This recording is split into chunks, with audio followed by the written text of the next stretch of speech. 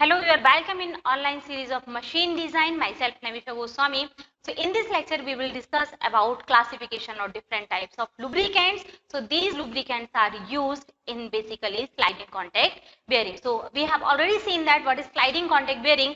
So sliding contact bearing is bearing where surface contact is occurred between your fixed element and your moving element. So that's we have already covered in last lecture. Okay, so sliding contact bearing. Okay, so there is surface contact, there is no point contact, and your line contact occur. Okay, so these type of bearing have high coefficient of starting friction. Next is your journal bearing, right? So we have already discussed that what is journal. Journal is that part of shaft which is actually inside of your bearing. For example, this is your bearing and that portion is only inside of your bearing. This is your shaft and this is your bearing. Okay, so that portion of shaft is only inside of bearing is known as your journal. Okay, so this is the type of journal bearing is basically type of your sliding contact bearing, and that part of shaft which is inside of bearing is known as your journal bearing, right?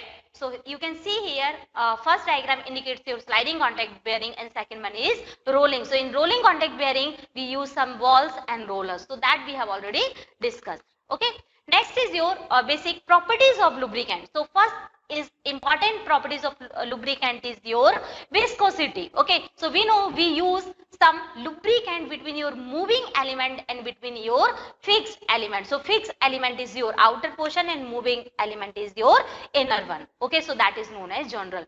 So viscosity is very important because due to viscosity we can reduce coefficient of friction or coefficient of starting friction. Okay, when we start or rotate machine or rotate shaft, so there may be friction may be there. Okay, so it is measure of degree of fluidity of the liquid. Okay, so how much or how fast it will move. Okay, so that define your viscosity. If viscosity is very high, so fluid will not move very fast. Okay, if viscosity is very less, then fluid we maybe move very fast. Okay, so it is also physical property by virtue of which an oil is able to form, retain and offer to resistant to shearing. Okay, because when any rotation may be there, any movement may be there, so shearing force may be generated. So viscosity is that property which resists your shearing action. Okay, under heat and pressure, because when operation may be carried out, so heat and pressure will be increases. Okay, so that property is very important. Okay, so for example, if A is your area of plate in contact with the lubricant, for example A area is we are considering that actually come in contact with your lubricant. Okay, so how much shear force may be given? So shear force is equal to pressure divided by area. Okay, or pressure force divided by area.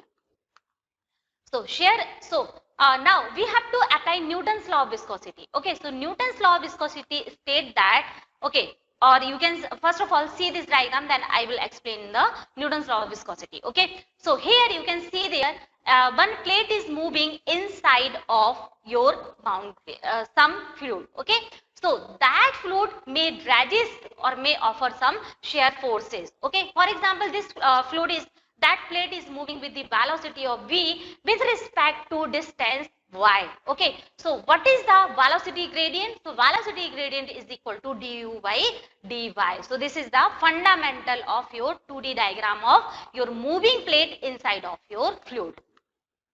So what is Newton's law of viscosity? So Newton's law of viscosity states that shear stress is directly proportional to your velocity gradient. So this is very important fundamentals of Newton's law of viscosity. Okay, so what are the assumptions we made before starting any type of derivation? So Newton's assumed that lubricant completely fill the space between two surfaces. Two surfaces means one is your moving surface and another one is your stationary surface. And second one is the velocity of lubricant at each surface is same as that of the surface. Means we will consider velocity is constant throughout the surface. Okay. Now, so any flow of lubricant is perpendicular to velocity of plate is negligible. So we will consider only horizontal direction. We will not consider your perpendicular component. Okay. So according to Newton's law of viscosity, shear stress is directly proportional to your velocity gradient. So what is shear stress? Shear stress is pressure divided by area. So that is directly proportional to velocity gradient is your du by dy. So by solving it, or when we will remove some proportionality constant, so here that will become, and z is known as your viscosity. Okay, so z is constant of proportionality and it is known as your absolute viscosity, or sometimes it is simply known as your viscosity of your lubricant. Okay, so now when the thickness of the fluid lubricant is very small, so in this case the velocity gradient is nearly constant. So we will consider u by y. Okay, so du by dy is equal to u by y. So what is second property is your oiliness, and next one is your density. So what is oiliness? So oiliness, it is a joint property of lubricant and your bearing surface in contact. Okay, so it measures the lubricant qualities under boundary condition where base metal to metal is prevented only by adsorbed film. Okay, so there is no absolute measure. So we can just feel your lubricant. Okay, and that is also used to separate out your contact surfaces. Okay, so you can there is no direct physical there is no absolute measurement, but you can feel it by touching you the wire, so you can feel the oiliness. Okay, if it may be thicky one, right? So you can directly physically you can check it. Okay, so what is density? Density, this is a property and there is no relation to the lubricant. Okay, but it is in density there is this values no relation between the lubricant means, but why we have to discuss density? Because it is useful to convert your kinematic viscosity to your absolute viscosity. So for conversion, density is very important.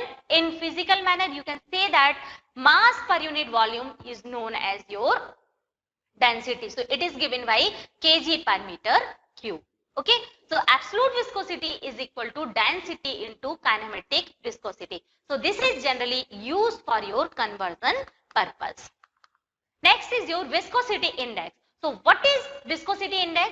So term viscosity index generally used to denote the degree of variation of your viscosity with your temperature. Means the change of viscosity, degree of you can say that change of viscosity with respect to temperature and pressure is known as your viscosity index, because during if temperature will be increased, so your viscosity may be decreases. Okay, so it is known as your viscosity index.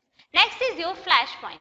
So what is flash point? So flash point, it is lowest temperature where oil gives off sufficient vapor to support a momentary flash, but actual burning will not start. Okay, so this is known as flash point. Next is your fire point. So fire point is a point where at temperature where actually burning of your fuel will be started, so that known as your fire point.